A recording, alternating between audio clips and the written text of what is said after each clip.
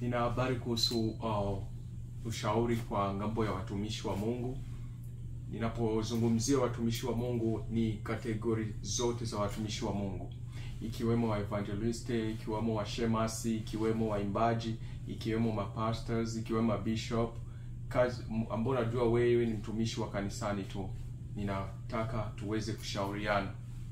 Kuna mambo mengi ambayo tunaona watumishi wa siku hizi wanakuwa nafanya ambayo si mapenzi ya Mungu. Ikiwemo moja, unakutanisha mtumishi umefanya kazi kama vile kwenda mlimani, unaenda kuombea huko mlimani. Unakutanisha mtu ameanza kujishuti video akiwa kwenye maombi. Kwani maombi hayo ambayo unaomba huko mlimani na umeanza kujishuti, unasema umeingia kiroho na unakuwa unajishuti video. Ili isaidie nini? Tunapojua kwamba mtu anapokwenda kuomba, Biblia inatuelekeza kwamba unapoomba ingia katika siri na Mungu wako aweze kukujibu ukiwa sirini. Lakini unakutanisha watumishi wengine wakiwa kwenye maombi ndio wao wanakuwa wa kwanza wanaweza kuonesha vitu ambavyo wanavyofanya huko kumlima. Wengine unakutanisha wamerudi huku wanakuwa naambia watu, mimi nimekuwa huko kwenye mlima nilikuwa nikiwaombea, nimefanya siku 3, nimefanya siku 4 nikiwa kwenye mafungo bila kula, nilikuwa nawaombea. Kwani watumishi wa siku hizi mnatafuta sifa au mnamtafuta Mungu? Kwani mnajua ya kwamba tunapokuwa tunafanya katika kipindi kama cha kujionesha ili watu watuone kwamba sisi ni watumishi tunafanya kazi kubwa, unajua kwamba Mungu apendezwi na kitu ambacho tunakuwa tunakifanya. Mungu anatamani tuweze kuokoa kondoo zake. Kondoo zake ni katika kuhubiri neno ambalo ni la wokovu na si kutafuta sifa katika waamini. Mungu anatamani kuona tukiimbia watu zile nyimbo ambazo zinaleta sifa na maabudu ndani ya mwili wa mwanadamu, ambazo zinamfanya mwanadamu kubadilika, na si nyimbo ambazo zitamfanya mtu kujisikia kwamba afurahi na huyo mwimbaji tu, bali ni nyimbo ambazo zitaleta utukufu kwa Mungu.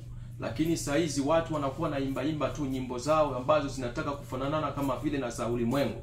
Ina maana watu wanatafuta kujulikana na kupewa sifa kuliko gisi Mungu alivyowapatia zile karama.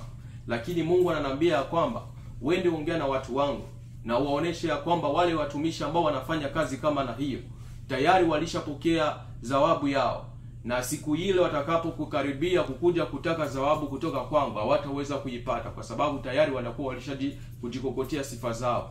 Mungu anatamani kuweza kumtu atumike na amletee dhahabu, yani zile shukrani ambazo mtu umemaliza kuhubiri, watu wakasema tumebarikiwa na mahubiri yako. Uwaambie kwamba mumshukuru ule Mungu ambaye ametia neno ndani mwangu, huyo ndiye mumshukuru na si mimi. Mimi nimefanya tu kwa kufikisha, yani Mungu amenitumia kama vile chombo, lakini aliyetumika ndani mwangu alikuwa ni Mungu. Lakini leo nakutanisha watumishi wakiwashukuru, wakiwaambia kwamba mtumishi wewe unakuona ni baraka kwa kuzidi hata watumishi wote. Mimi ninaposikiliza mahubiri ya watu wengine siwaelewe, lakini ninaposikiliza ya kwako huwa mimi nakuwa nabarikiwa zaidi sana. Mtumishi nashukuru sana. Unakutanisha mtumishi ndio amevimba kabisa, amejisikia yeye ndio amekuwa yeye. Mtumishi kama huyu unakutanisha hata kishaurika na mtumishi mwenzio anakuwa haelewi. Kwa sababu gani? Kiburi kilishamfanya kuwa juu sana. Kwa hiyo Mungu ananiambia kwamba katika kazi ambazo unaenda kuzifanya, zifanye katika uaminifu, zifanye na kujua kwamba mimi nafasi yangu iko wapi. Watumishi wengine unakutanisha wanaingia milimani huko, wamejitupa katika maji, wamevalia manguo ambayo ni ajabu, na wako wana record wanaonesha kwamba wao wanamtumikia Mungu. Katika kazi hizo Mungu anasema ya kwamba kuna zingine kazi zitaonekana kwamba ni mimi ndio niliwatuma watumishi kama na hao, na kumbe sio mimi ndio niliwatuma, kumbe ni ibilisi ndio ameingia katikati yao. Kwa hivyo mtumishi kama na wewe, kama ulikuwa unafanya jambo kama na hiyo, jihadharini sana na utengeneze njia zako, maana wewe utakuwa na adhabu kubwa unapofika kule mbinguni. Nataka nikwambia kwamba kuna wengi ambao watakuja kupigwa na ni watumishi. Kuna wengi ambao watakuja kuaibika sana na ni watumishi. Kwa hiyo kuwa makini sana katika kumtumikia Mungu. Angalia roho anasema vipi ndani mwako. Kwa maana usiwe tu mtumishi maarufu ambao mimi najulikana, nina watu wengi, ninaongoza watu wengi, kwamba unazania kwamba mbingu inakutambua. Mbingu inaweza kuwa haikutambui. Kwa hiyo ndugu mpendwa, angalia mahali ambapo unapatumikia. Angalia kondoo ambazo unaziongoza. Unaziongoza katika njia salama? Unaziongoza katika njia ile msingi ya kuzionyesha katika Kristo, au unaziongoza katika matamanio yako? Hivyo ndugu mpendwa, na nataka nikwambia kwamba badilika katika kipindi kama na hiki ambacho tuko ndani. Ni kipindi kibaya sana mtumishi mwenzangu. Ninataka kusema kwamba Mungu akubariki na uchunguze njia zako. Tutarudi tena kuonana.